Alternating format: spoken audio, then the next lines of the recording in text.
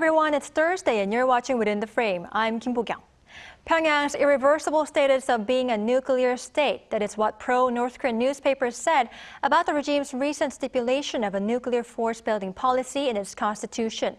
Such a move came a year after it enacted a new nuclear law authorizing the preemptive use of nuclear arms. And to this, Seoul has warned that should North Korea use its nuclear weapons, it would bring about the end of the regime, and previously added that, along with the U.S. and Japan, would bring about overwhelming responses.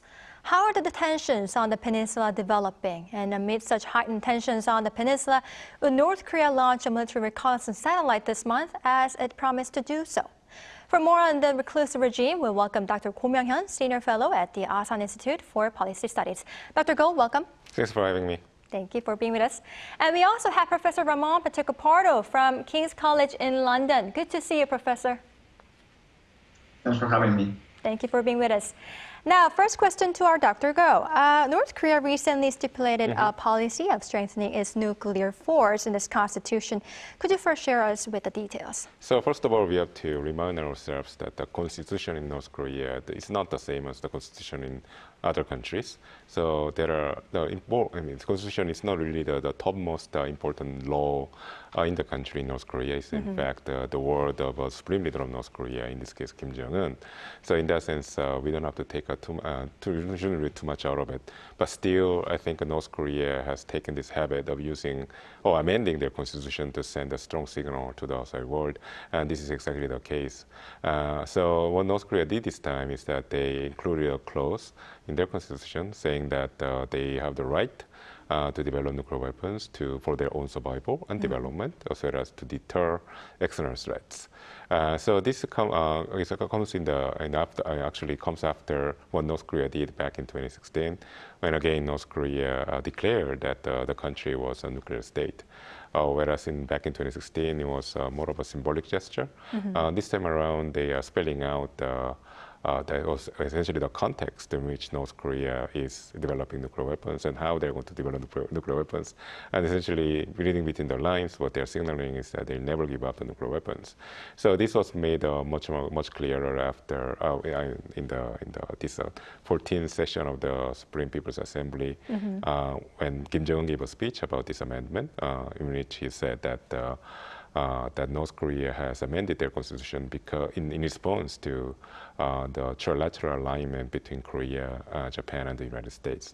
So essentially, they are telegraphing to the rest of the world that they are going to further advance their nuclear capability to match the growing capability, the joint capability between South Korea, Japan, and the United States. All right. Now, based on what our Dr. Go said, Professor Pacheco-Pardo, I'd like to delve a little bit deeper into this constitutional amendment. So it highlighted the significant task of rapidly and massively enhancing the regime's nuclear power, and some reports say this suggests the possibility of a 7th nuclear test. How do you see this? I honestly think that even Kim Jong-un doesn't know if he wants to conduct another nuclear test. We have been discussing the possibility of this test for well over a year now. And I think it is very difficult to predict whether we'll go ahead or not. On the one hand, North Korea has indicated that it is a responsible nuclear power. And if it is a responsible nuclear power, that would mean no nuclear tests. But on the other hand, as Dr. Ko said, it has to improve its capabilities. And obviously, the only way of being completely certain, really, that the capabilities have reached the threshold that North Korea wants to achieve would be to conduct a new nuclear test. So personally, as I said, I'm not entirely sure whether North Korea will conduct a nuclear test or not. I don't have a direct answer to that question.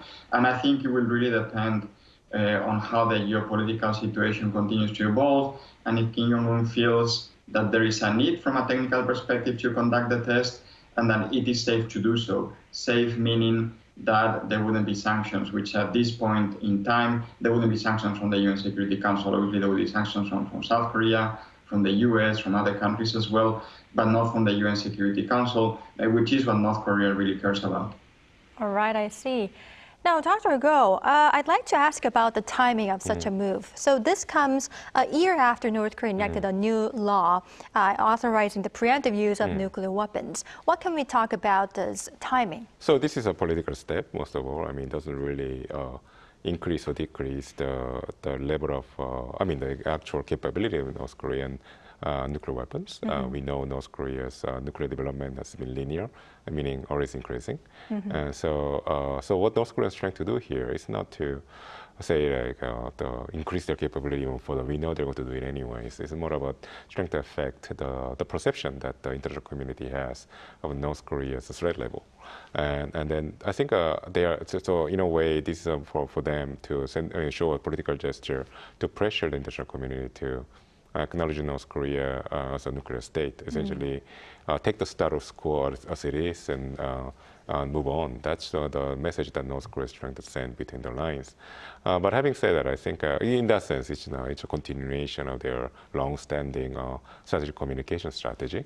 But having said that, I think this is coming in the aftermath of the very fast rapprochement between Moscow and Pyongyang. It comes in after the summit meeting that Kim Jong-un had with Vladimir Putin in Vladivostok recently.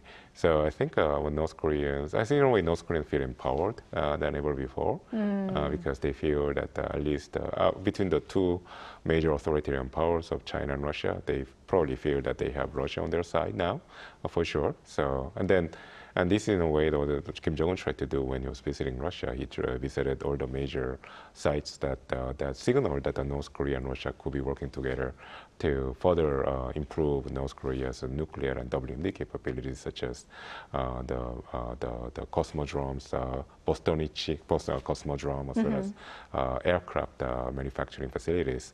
So I think this all together shows that North Korea believes by taking this symbolic step will further augment the threat level, that how the international community perceives North Korea, as well as the expectation that this is going to lead to more pressure on Seoul and Tokyo and Washington to somehow accept North Korea as a nuclear state. Right. So though this is a political step, it is feeling quite confident because it has the support from Russia. Apparently they believe so. Yeah. Right, I see.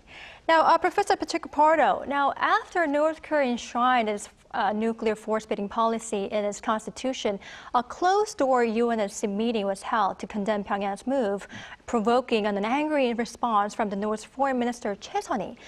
Though it was a closed meeting, what do you expect to have been discussed? I would imagine that the U.S. Will have asked China and Russia, as it has done publicly actually, to try to deter North Korea's behavior. And I would expect that China and Russia would have blamed the U.S., plus South Korea, plus Japan, plus other countries for North Korea's behavior. I see that we have this geopolitical game being played out in a very public way with Kim Jong-un's visit to Vladivostok and meeting with Vladimir Putin there, with North Korea and China getting closer to each other, as we have seen with visits, for example, by Chinese officials to Pyongyang. And obviously, on the other hand, we are seeing South Korea getting closer to the US, to Japan, to NATO as well, to other partners, something that obviously North Korea really dislikes, and obviously Russia and China as well. So I think that the discussions that are taking place behind closed doors right now are probably mimicking those that are taking place quite publicly as well. I don't think that China and Russia have any intention putting pressure on North Korea to come back to the negotiation table or to even stop the development of its nuclear and missile programs, including further missile tests. Certainly not Russia, but I think China is on the same boat on this particular issue. So what I think we're seeing now is this confrontation, diplomatic confrontation between different blocs, but the positions not really moving in any of the two. And this includes the China, North Korea, Russia bloc, but I also think it includes South Korea and its cooperation with the US, Japan, and others. All right, I see your point. Now, Dr. Go, as I said before, North Korea's foreign minister slammed the UNSC meeting. Given that Che accompanied North Korean leader Kim Jong-un during the summit with Russian President Vladimir Putin, it seems that she is actively taking part in managing this diplomatic strategy. What can we say about her increased appearance? So I think it's not a coincidence that Che Sun-hee is spearheading this diplomatic, I'll say, campaign, which is very aggressive. It's all about making sure that the world recognizes North Korea as a nuclear threat. It shows that where the North Korea's diplomatic strategy is headed. So there's another event that Che Sun-hee's presence was very much highlighted. It was for the occasion of North Korea's revealing of their nuclear, quote-unquote, nuclear ballistic missile submarine, where Che Sun-hee was the lady who christened the vessel with the champagne bottle. So this is an internal affair, but still Che Sun-hee was very much a protagonist of that event alongside Kim Jong-un. So I think this signals that what North Korea's future diplomatic strategy is going to be.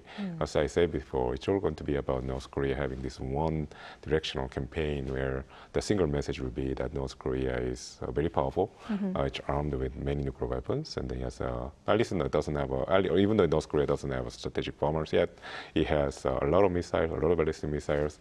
It even has a nuclear submarine, which connotes second strike capability. So it's a full-fledged nuclear power. They put that in the constitution. There's a law about that last year. So, what North Korea is saying is that North Korea is a bona fide nuclear state. So therefore, all other discussions such as denuclearization is no longer valid. So there's no point for Korea, Japan, and the United States to insist that the core of their North Korea's policy is going to be about denuclearization. So it's telling the world that it's going to be about, North Korea is telling the world to recognize the status quo, recognize North Korea as it is. And I think Che Sun-hee is going to be the face of it. So I think the next step is going to be obvious. Che Sun-hee is going to reiterate these messages in all types of international events as it is possible. And so this is going to be the North Korea's single-minded communication strategy going forward. I see. Now, Professor Pacheco-Pardo, I'd like to move on to international community's response. Last week, IAEA member states adopted a resolution urging Pyongyang to suspend its nuclear weapons program. Could you give us some details? Well, I find this interesting because what we have seen is that the US, South Korea, other countries are trying to bring together the international community, as you have described, to impose, to at the very least denounce North Korea's development of its nuclear program. If possible, of course, impose sanctions, but we know that many countries are not keen in doing so, starting with China and Russia.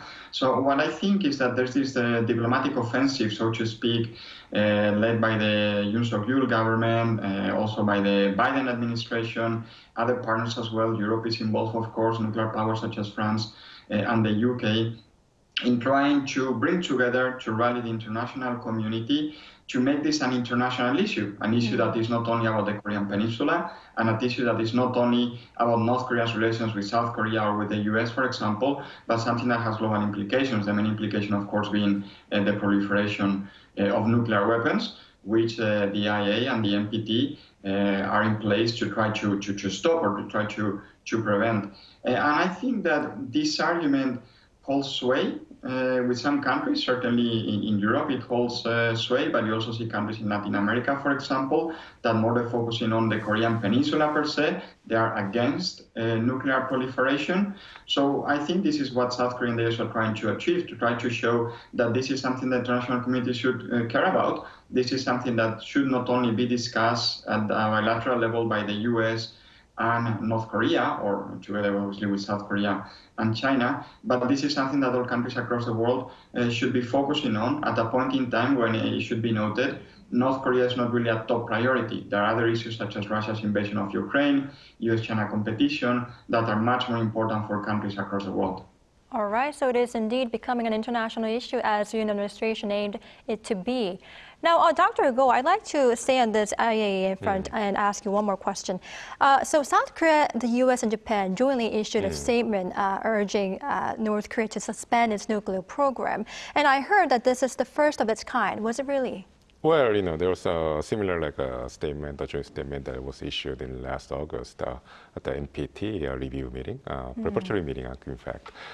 So the non-proliferation treaty is going to be reviewed in 2026. So there's a preparatory step taking place right now, and it's not far from the Vienna where this IAEA meeting took place, and there the 74 countries that participate in the preparatory committee issued a joint statement again condemning North Korea's nuclear development. So in that sense, it's not really unique. So there's been similar kind of action carried out by the international community. But this time around, clearly, it's very novel to see Korea and Japan together having a joint position regarding North Korea.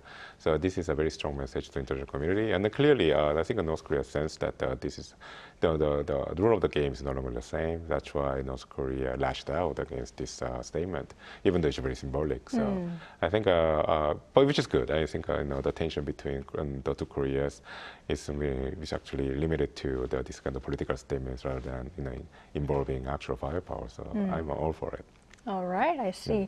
Now, since we are talking about three-way cooperation, Professor Patrick Pardo, South Korea said, along with overwhelming responses from the U.S. and Japan, it would strengthen sanctions and pressure to deter the North from further developing nuclear weapons. What might the overwhelming responses of the three countries be? Well, I agree with Dr. Ko. We're seeing this diplomatic entanglement between the two Koreas.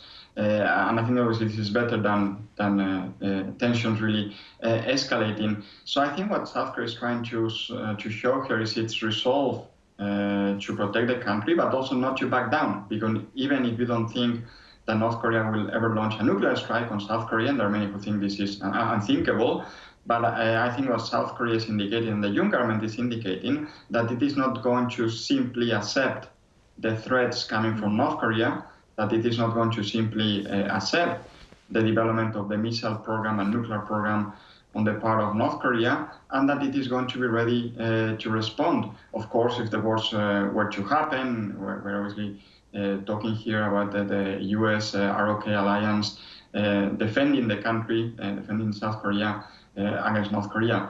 But as I said, I don't think this is likely, and I think this is more part of the diplomatic competition that we're seeing between the two Koreas, and also the Yoon government indicating to the international community and obviously to the South Korean people as well that it is ready to defend the country and that it is not going to back down on the face of the threats coming from North Korea. And as we know, some governments in the past thought that this was not the way to go, that it was better not to escalate the diplomatic tensions or diplomatic entanglement with North Korea, but the Yoon government thinks that this is not the right thing to do, that it has to actually respond as often as necessary.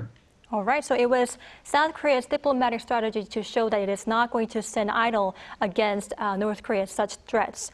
All right, now, Dr. Go, I'd like to also ask you about Washington's response. So on Monday, the U.S. State Department called on China to use its unique position and to urge North Korea to come back to the negotiating table. What role is China expected to play, and do you believe China is currently willing to take such a role? So this is a very interesting question because this kind of call coming from Washington or Korea asking China to take a quote-unquote constructive role regarding North Korea's illicit nuclear program has been going on for decades. But then it always fell on deaf ears, meaning the ears of China. And then I think this time around, though, I think it's a little bit different, given the context has changed. Even though the core itself is very repetitive and then same as before and old, what has changed is that China probably feels feels under pressure right now, not because of any external policies. I mean, there's the Indo-Pacific strategy of the United States and other countries, but I think the biggest driver for China's feeling stress right now is the declining economic situation in the country. And I think this is the reason why China tried to get closer to South Korea, even though the Yoon administration had made it very clear that they want China to approach South Korea on a basis of mutual respect, which is very different from the previous government's policy. policy towards China. So I think that even though China probably doesn't like South Korea's stance right now, has no other choice but to approach Seoul. It's because they need to improve the economic situation. They need to normalize investment trade with South Korea. So, and then this is not just with South Korea, but with many other countries, including Europe and the United States.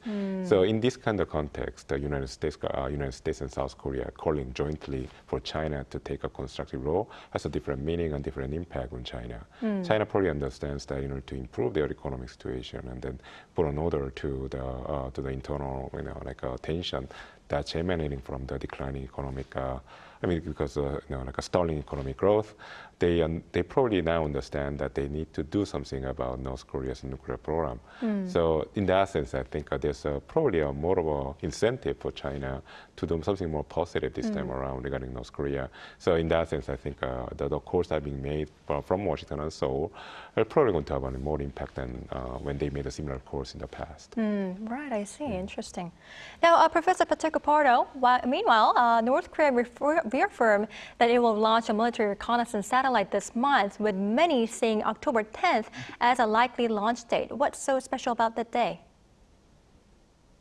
Well, I think, to be honest, what we're seeing here is that North Korea has not really been able to develop its satellite technology in the way that it wanted, right? I mean, we have seen how it has failed, basically, in recent tests. And I think what North Korea is trying to signal to the international community, internally as well, of course, but also to the international community, is that it is going to carry on trying to improve its capabilities. And obviously, satellite launch has also military implications. There's the reconnaissance aspect, of course, and the spying aspect, being able to spy on South Korea and other countries, but also the technology is transferable and can be used for the further development of the missile and the nuclear program. So I think that more than the actual dates when North Korea conducts the test is the fact that it is actually trying to improve its capabilities that it has indicated. We are not going to stop, as Dr. has mentioned before.